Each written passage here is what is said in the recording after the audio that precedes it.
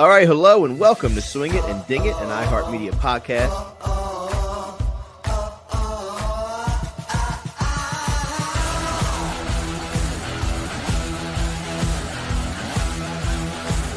I mean, this is a birdie fest.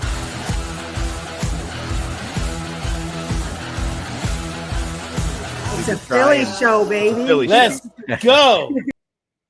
That's right. Welcome into Swing It and Ding It, an iHeartMedia podcast. We are sponsored by Comcast Business, introducing ultimate speed for business, the fastest internet plans yet from Comcast Business, powering possibilities. You have Moose, Mays, and Matthews on this waste management, but really Super Bowl week for us. Hard to concentrate, hard to pay attention, but we're going to do our best. And as we are doing our part to keep U.S. and Canadian relations as improved as possible, we go to the Great North, although not right now, and we welcome in Keaton Veilette, Canadian professional golfer, who's part of a really cool venture called Drink Course Record that we're going to talk about. Keaton, welcome to Swing It and Ding It, man. How's it going? Good. How are you guys? Thanks for having me. Absolutely. So I was watching your Instagram story last night, so it's impressive that you are on with us because you are in Scottsdale. I am. Yeah, talk about what you're doing currently out there in Scottsdale, and then we'll get a little bit into your golf journey and your background and what brought you to now.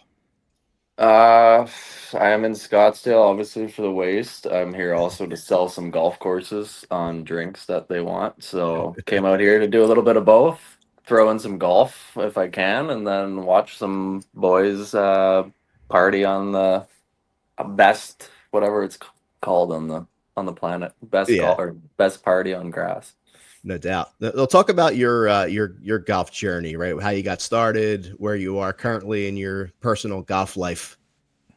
Well, I kind of did it my own way. I turned pro after high school. I was a hockey player up until whatever, grade 11, 12. And then I turned pro, played junior golf, had some success, had a decent amateur career, and then moved down to Orlando after in the winter, and then kind of just learned from all the older guys, played mini tours, played on the Canadian tour a little bit, and then have been out in Europe a little bit last year, played on Challenge Tour. So just traveling around, but now I got this drink and golf's kind of taking a little bit of a back seat as of right now. Talk about your drink, Keaton. Like, what motivated you to create this drink? Did you see like kind of something missing? Did you start like making concoctions in your kitchen? Tell us how this came about. No, none of that. Well, me and my business partner, he's also Canadian. His name's Luke. He's from Winnipeg. He had an idea originally, and we got connected through a mutual friend. We both believed that there was something missing in the golf market, whether it was a drink or some sort of product that was golf specific or golf branded and specific, and it tasted actually good, because there's a couple ones out there now that are probably the best tasting, which is unfortunate. So we tried to make something better and taste better and actually helps you perform. It's a performance drink. It's not an energy drink. It's not with a bunch of caffeine. It's not sugar water. It's not a sports drink. So it actually does help you perform. Excuse me. Well, talk about the drink a little bit more and talk about the flavors and like you said, the performance drink. Because when I first saw it and looking at the Instagram page, I for sure thought that it was an alcoholic beverage. So did a lot of people, actually. I don't know if I'm that big of a degenerate and everyone thinks I would be a part of an alcoholic beverage, but at one point it will be, hopefully, because it does go well with vodka and tequila, but that is a good selling point for courses, actually. If it's a social club, they love that. Yeah, a nice little mixer there. Harry might try it as a mixer, right, Harry? Absolutely. I was thinking that before you even brought it up, to be honest with you. But Keaton, you say you're out in Scottsdale, and part of what you're doing is trying to, to pitch this to golf courses. What is the pitch? I mean, how do you separate yourself from other, brands in that segment? So we got 7 different electrolytes, 3 amino acids. We have a very good supplement stack. Like, it's a very solid stack.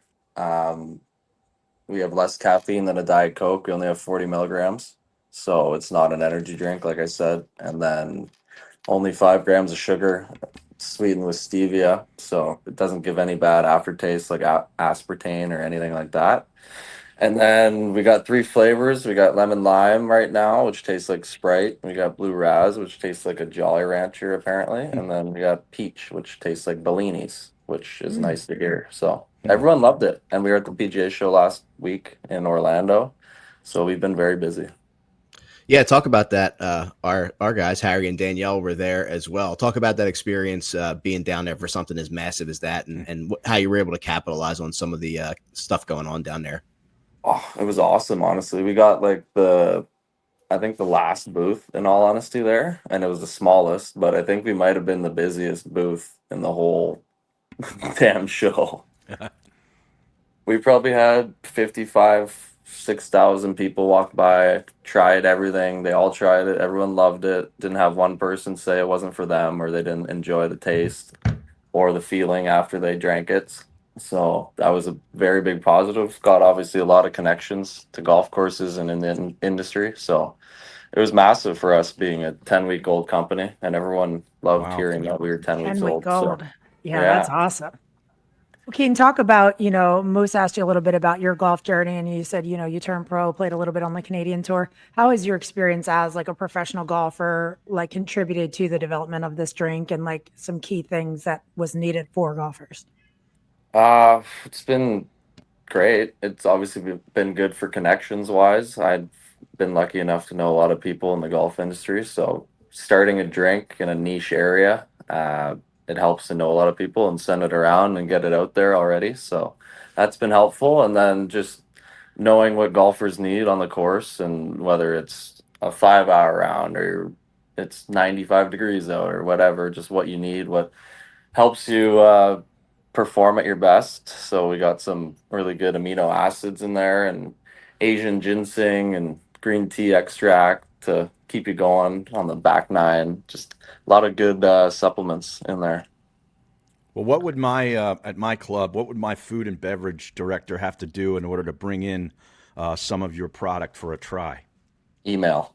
Just email us. Yeah. Okay. We're very, obviously we're new, so everyone just needs to reach out and email us, and then we send them product, and then they try it, and then we go from there. Really, that's kind of what we're doing. Or we go door to door and knock on their door until they answer. We're gonna have to put that email up on the social media post. We sure will. And Danielle.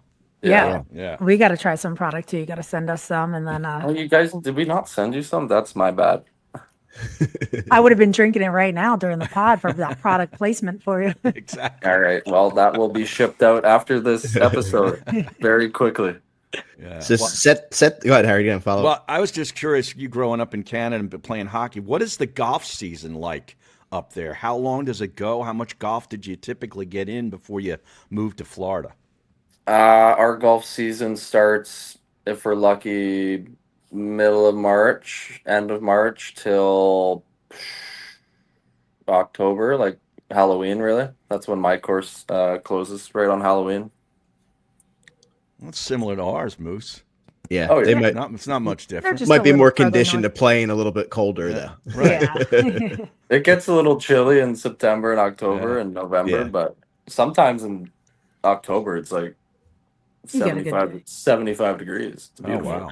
Yeah. So set the scene for us in Scottsdale. How have things been out there? We know it was a little wild last year. Are you seeing, those kind of crowds? What's your plan? Are you heading over to the tournament this weekend? It's honestly, we went out for dinner last night. Didn't get into anything too crazy. I'm trying to keep it, it's a business trip. I'm not trying to get too ahead of myself here. But it's definitely, you can see like people like prep for this for a couple weeks. So they're out and about, and there's people everywhere. But last night wasn't that busy at all, honestly. It was kind of interesting. And you have tickets, you heading over there today, tomorrow, for the weekend? I think we're gonna go every day, try, and then go to the Skybox on Saturday and Sunday up in 16. So are you gonna try to set up like a tailgate, like an NFL game with your product out there or something like that? Yeah, I don't know. I don't know if I could swing that. I am going to this influencer event tonight. Night golf event that she's letting me bring out a bunch of products, so that'll be cool. Oh, cool. To get in front of 150 more influencers, and then 4 other 400 other celebrities and influential people apparently will be there. So that'll be exciting I tonight. saw you had my girl Sarah Winter trying some of your drinks at the PGA show.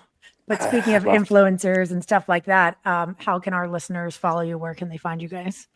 You can follow us on Instagram. We Drink Course Record, or we're on Facebook. We're actually on all social medias now. So we're on. Are you on TikTok? TikTok, There Twitter, I guess X, Instagram, Facebook, all the good stuff. Awesome. Cool. We'll have to talk to you about our Swing It and Ding It Open, which Yes. typically is in the middle of July, and hydration is paramount at that event because it's been about 175 degrees the past couple of years. It feels like, Really? And there's Yeah, no it's been crazy. alcohol consumed at all. No, not too no. much. Just a No, little none, bit. nothing. No. Well, we can arrange that for sure. How do you know Sarah? Or just for through golf? Actually, my husband plays, and he worked with Brian for a little bit, which is Sarah's swing coach. So I no met way. her through Brian actually before, she started, kind of taking off with her social. Oh yeah. So I've known her for quite a few years now.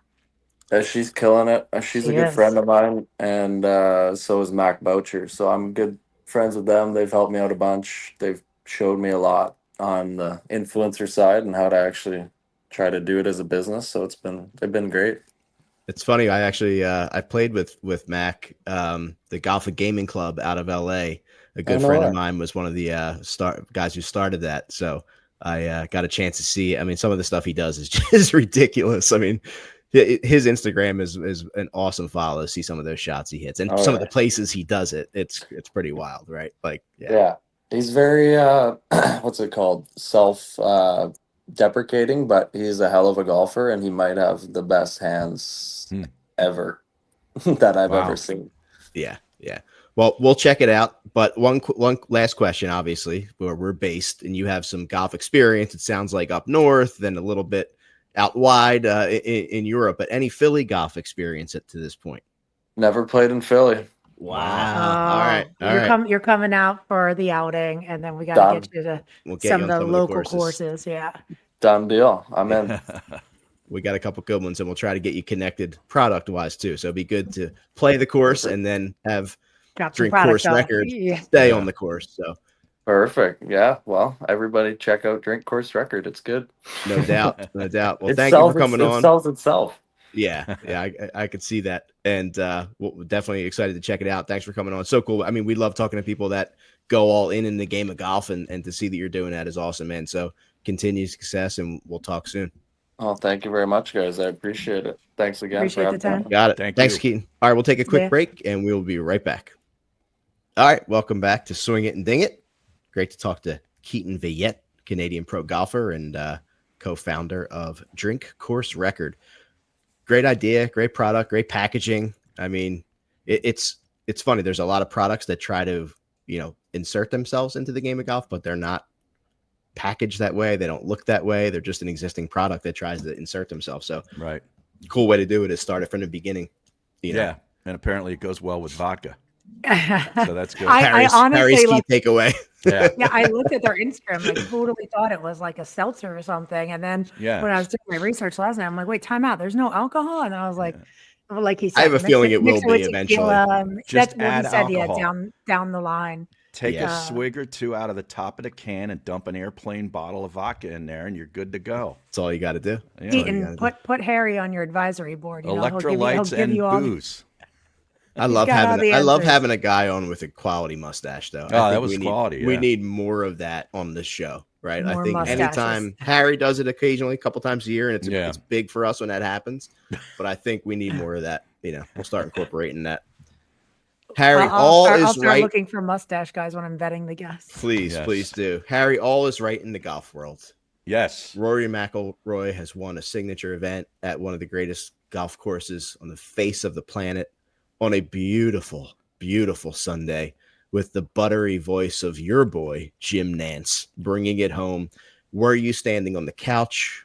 Tell me the scene as Rory casually strolls down 18. Well, yeah, I mean, this was long since over after he made the eagle on 14, but it was a good Sunday for the game of golf because you didn't have football interfering at all, and they took advantage of it. They got 3.3 million viewers, and that's apparently the most ever for a final round since 2024 Players Championship, Wow. which Scotty won. So, it's been a long time, been almost a year since they had ratings like that. And you put a golfer like Rory McIlroy, who people either, love, some hate. I just don't like the way the media covers him more than him. I have nothing personal against him. He's terrific to watch. But the media is just, they're they get the lotion and the towels out, when Rory's, hitting drivers and driver 7-iron into the par 5 14th hole. He went on to shoot 66 after shooting 65 on Saturday. I watched every shot of both days, and he was just terrific. I mean, he had birdie on 10, birdie on 12. We talked about the eagle on 14. And, the final group, Straka, I thought Sepp Straka was going to give him a little bit of a run, and he came out of the gate and stumbling and just never got into the round. And you had Lowry, Shane Lowry was, I think he finished second. Both of them made aces over the weekend, which was really cool. Rory's came at the 15th hole at Spyglass, and Shane Lowry does it on one of the most iconic holes in all of golf. I mean, this guy... When you're watching him and he puts a hole-in-one in on the 7th hole at Pebble Beach, that was good. I think that was good stuff. His 3 hole-in-ones, I think is it Players, Masters, and Pebble Beach? I think so. That's wild. Yeah, I think so. I'll tell you what, Keegan Bradley must have been losing sleep watching these Ryder Cup guys just crushing it out there. Wait, did you guys see Rory's whoop though? Like post that he did, it was pretty cool. So his heart rate actually went down when he made the hole-in-one. So he hits the shot, his heart rate's like 120, whatever, 121. And then you see it go and he puts the thing down. And it's like 120, 19, 18. I'm like, who's? I'd be like, let's go. I know. You know what I mean? I'd be like 165. But yeah, I was like, wow. Like maybe that's why he has all those cringe-worthy celebrations. I mean, watching him celebrate is not a great pure cringe. It is not good. Is it like an Akshay celebration? Yeah, it's yeah. But yeah, you talk about the Ryder Cup. I mean, you're right, Moose. Keegan Bradley cannot like seeing that. But I tell you, I was rooting for Lucas Glover. And he was hitting the ball, hitting the eyes out of it all week, but just missed too many putts on Sunday to really make a charge. But I love seeing Lucas back in the mix. Yeah, and I don't know if you're going to touch on this, Danielle, but Lucas was very vocal this week too. Speaking of Keegan Bradley, I don't think this is going to earn him any Ryder Cup love, but he basically just trashed Aim Point. Oh, literally. Yeah. Literally. I had so many people DMing Brad about that. I'm sure. Yeah. It's a very polarizing topic, right? It is. Putting is the biggest thing. It's instruction wise, it's massive, and there's camps. Right. There are people that say this way or that way. And the Aim Point guys took a beating from our boy Lucas. Listen, whatever helps you or says it helps you, he says he has data that says it isn't helping these people. The one part that does, the only part that does kind of annoy me, and not everyone does this, but the guys that really get right up close to up to the hole, to the cup, and they're stomping their feet around to get their read. It is a little bit unnerving. I agree. No, I saw one. I think it was Thursday or Friday. Tom Kim was in the group with Colin Morikawa, who's an Aim Point guy. He gets right up there to the hole and with the feet and everything. And Tom Kim's putt just dropped into the cup. And there's Colin Morikawa in the camera shot standing right at the hole before he even gets the ball out of the hole. Like, dude, back off. At least let me retrieve my ball before you stand, 2 inches from the cup with your stupid Aim Point. It is kind of annoying. Well, and that's what Lucas was saying too. He was like, you're stomping all over the hole, like trying to do it. It takes up too much time. And I don't have the stat, but he said statistically, like it hasn't helped anybody. He said, I don't know about that, but that sounds hard to believe, but yeah. These guys are doing it for 2 and 3 foot putts. Yeah. Like Keegan Bradley's, he does it for everything too. So yeah, that is interesting. I wonder how that was received, because I know Charlie Hoffman's letter was not well received by one Rory McIlroy. It was a very pointed letter. It might as well have been addressed to Rory. I know. It might have had a Dear Rory at the top of that thing. I like how we're writing letters now. I know. That's fun. I know.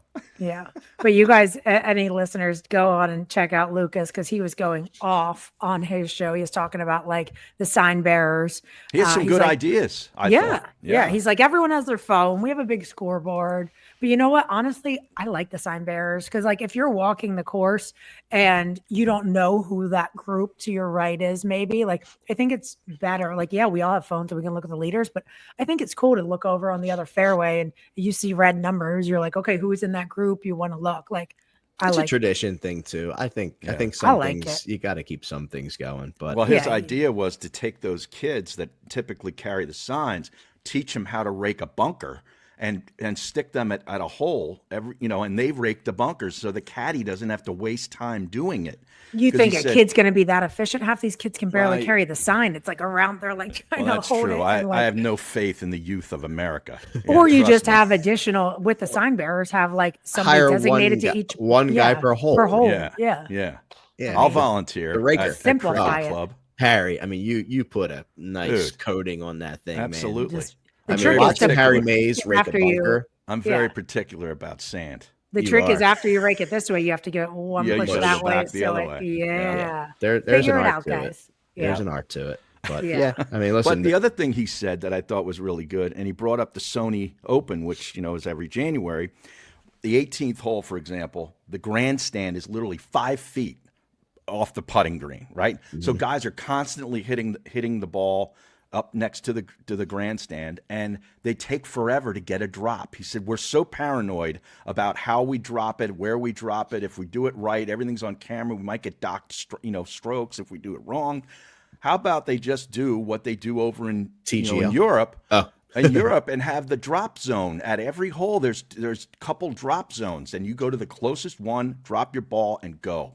How about they use the TGL technology and drop a laser? Boom! Well, right, that would be good too. Here, drop it right here. Boom on this green dot. Right, yeah, right. It's some of the guys. We're going to see some of this technology used. Yeah. Oh no doubt. For sure. It's going to infiltrate everything. But I think a lot of the players on tour will use the man-made objects, if you will, to their advantage. And if they're in a bad lie, they'll say, let's just rake it off the grandstands. You know what I mean? Or because then you don't have to worry about flying it over or landing here or there or going in the bunker. It's like you're getting a free drop. It's going to be right around that area, right off the green. It's like just hammer it right into there.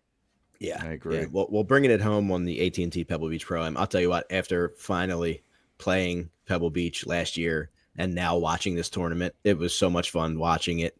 And, awesome. Trying to remember some of the holes, Harry. I had to look up a map to remember which hole was which because I don't remember that kind of stuff. But just watching it after playing it was so cool. I mean, that place is so special. It's unbelievable.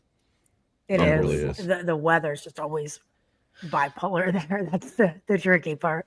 Yeah, and you could hear Jim Nance's love for his home basically through the broadcast, and he gives you those little nuggets about this wharf and this boat and all that stuff. I love it. Just give it to me. Give it. And I'll tell you what, inject it in my veins. I got to ask you guys: did you miss the celebrities? Because I didn't. No. I mean, they wouldn't have been there on the weekend anyway because of the format was just 2 rounds. But Thursday and Friday, I hardly saw any, and I didn't care. No.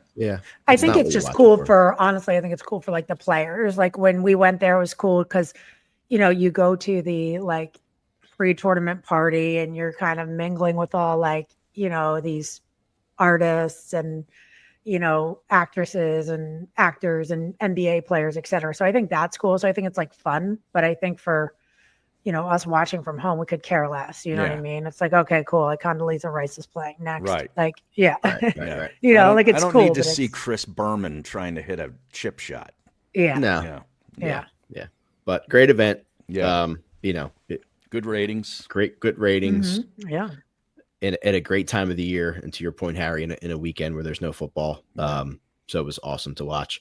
Let's roll into some tea with D. Yeah. We may have covered some of the things, but I'm sure you have more nuggets for us. We got a couple more nuggets. Waste management, though, just staying on that topic. Did you see the guy walking with a stack or a tower, if you will, of the empty beer cups?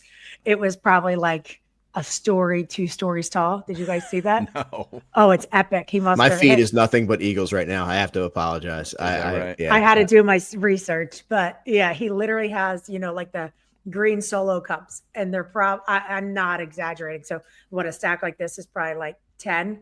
I mean, he must have had like 100, 150, and he's snake. walking as it's, wacky inflatable arm flailing 2 men, and he's trying to like maintain it. So that was pretty good. I just saw that on social. Thought I had to share that. Great videos always out of Waste Management. Always so good, Yeah. so good. But we were talking a little bit about Lucas and the pace of play. So the LPGA sent out a pace of play memo with updated penalties. So if these penalties were in play last year, 23 players would have received 1-stroke penalties last season, at least 23 players. So what's staying the same? The warning system, banking of time on a hole, excessive shot timing, target timing, fines doubling the following year. What's changing is the penalties. So plus 1 to 5 seconds overtime equals a fine. Plus 6 to 15 seconds equals a 1-stroke penalty, and plus 16 seconds or more is a 2-stroke penalty. So you can see that it's, and we know, we talk about this on the pod all the time. It's always an issue with the slow play. So I don't know if this is coming from the new commish or if this is just rules are rolling out, but I think it's good to see. I think it's a positive. I do too, and I've always said that they seem to be the tour that's most concerned with policing this stuff and making sure these people, these players play at the proper pace. And the PGA Tour, I swear, they're just intimidated by these guys. They don't want to get in JT's grill or Tom Kim, who takes forever. Literally.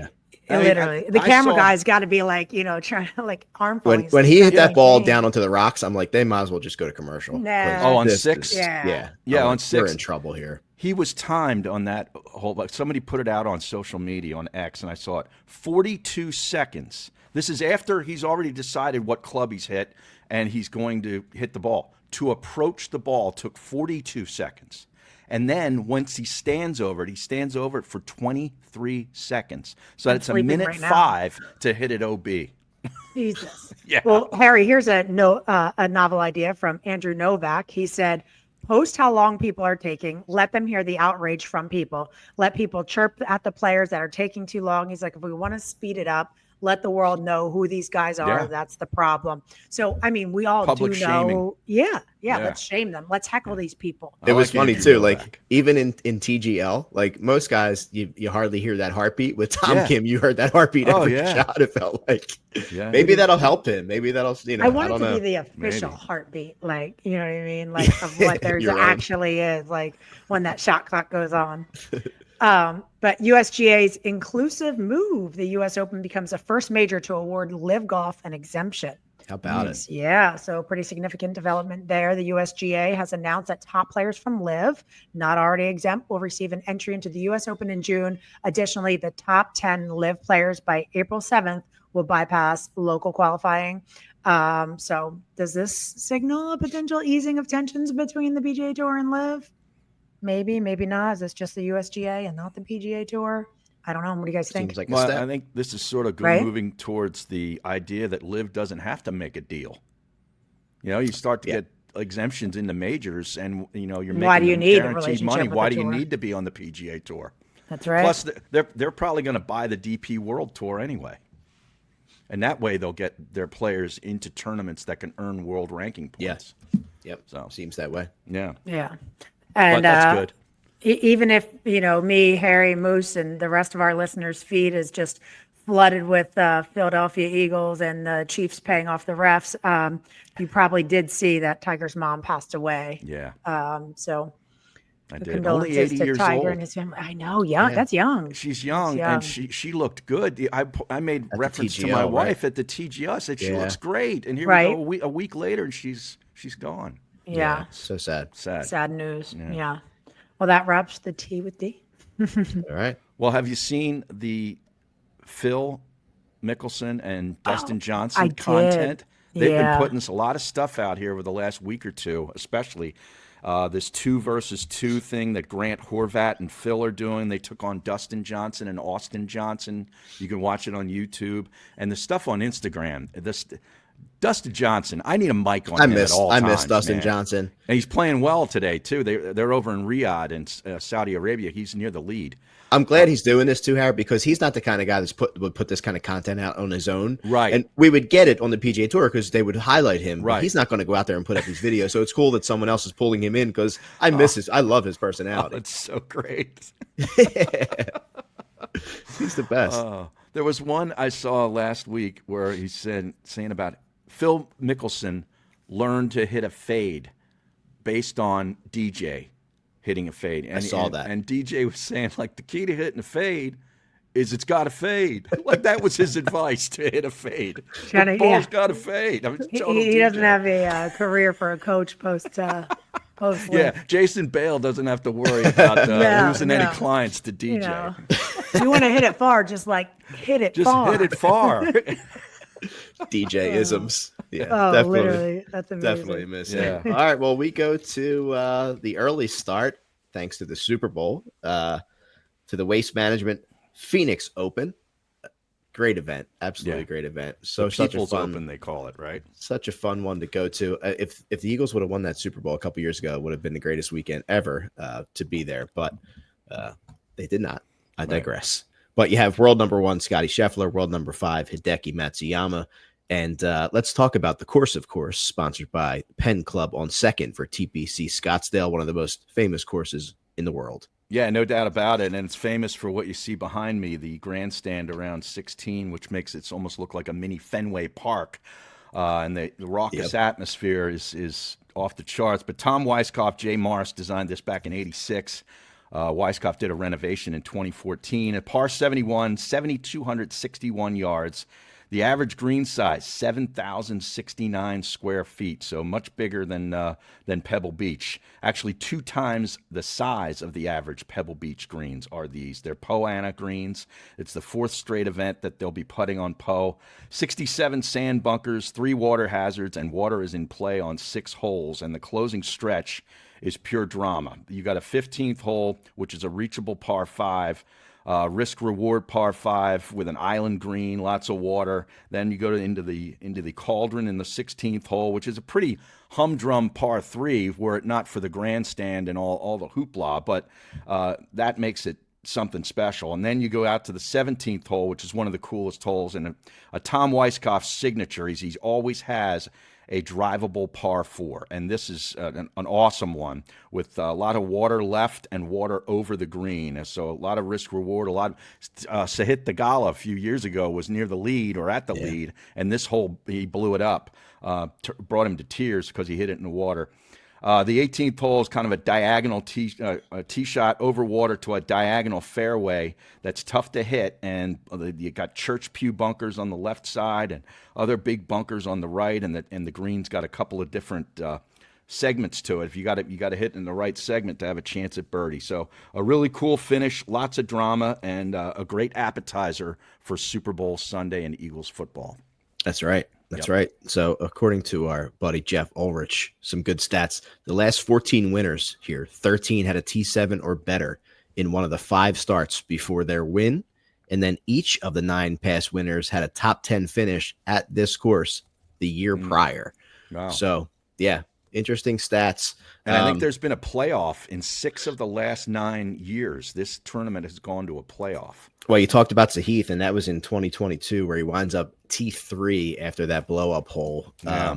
But his odds were sitting right now at 4,000. Obviously, the tournament has started. Yeah. How about Scotty? It's still 280 plus 280. There's such short odds. I know. Rasmus Højgaard out of nowhere just jumped up the board. He's still sitting up in 3rd. I actually took Billy Horschel in the one and done. So I don't know did I. why.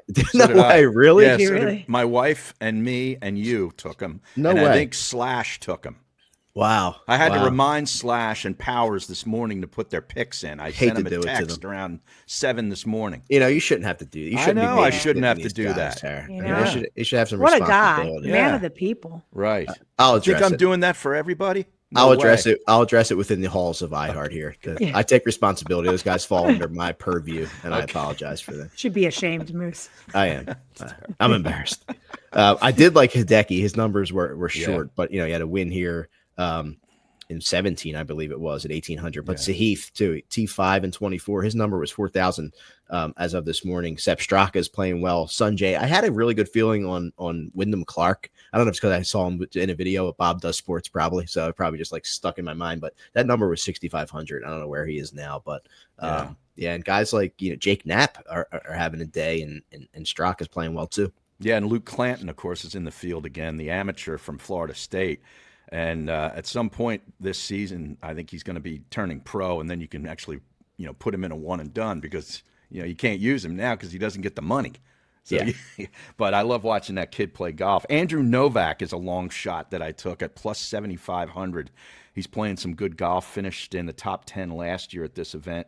I, like you, took Billy Horschel. He was plus 5,000 to win last I looked. Mav McNeely, too, in a top 20 I like, and Nick Taylor, the defending champ, in a top 20. Looked good. Thigala over Fitzpatrick in a matchup at minus 130, and Billy Horschel over Minwoo Lee at minus 125. Danielle, did Brandon play in this event 2 years ago? No. Okay. No. Yeah, I wasn't sure if he ever played in this one. I tried my hardest too because it was the birds were playing in the bowl, and so I was like, come on, because I don't know if they got into it as rookies. I don't think everyone went, and I was like, you better Monday, and he's like, I just played 6 in a row, back off, and I'm like, but the birds, and I think it might have been an elevated event that year. I think so, because I think he would have had to have Mondayed, and I was pushing hard. I don't ever tell him to enter a tournament, but with the birds, I was like, come on, but he didn't. Yeah. Well, we'll see how this one plays out. TGL, I felt like it felt like a little bit of an off week this week, right? Awful. It just was. I didn't watch. Terrible. Yeah, I didn't watch either. I'm not a big TV person in general, but I was like, I watched it. I powered through it. Did you? It really didn't. It Took one for the team. There was no hammers, no nothing. The crowd was dead. Plus, it came on late. It started at 9 o'clock. They got to have a consistent time. I know. Yeah, I see that they're on. They hand out now the terrible towels. They give people hammer towels when they come in now for rally towels in the stands. Oh, I really? guess. Well, they're I got to get over and see an event in person. I know, right? Have enough drinks. We start, or somebody gets a hole in one. They all get thrown on. Thrown on. Yeah, but the LA Golf team, the LA Golf Club, who are now in some patent infringement conversation with LA Golf. They make shafts. Oh, really? Yeah, LA Golf is, I think, going to sue them. I don't know if this, if that has any legs to stand on, but the LA Golf Club is the best team of any of them. So the biggest winners in the game of golf might be attorneys right now. Right. Between all of this stuff. Seriously. Billable hours. Huh? Yeah. All right. Well, good stuff, guys. Fun episode. Thanks again to Keaton Veilette. Make sure you check out Drink Course Record. We'll share some of their information, and got to get his email and put it up there. Yeah. We'll we got to get some product to mix with our. Let's maybe talk about a little partnership before we go. You know what I'm saying? Maybe we talk about a little something before the thing. Okay, well, just send it to me so I can get it to my club. All right, you got it. You got it. I want to sample this stuff. Get the samples to our house ahead of Sunday. Right. I don't know if that's gonna happen. You got it. All right, we'll be back next week to recap it all. And thanks for listening.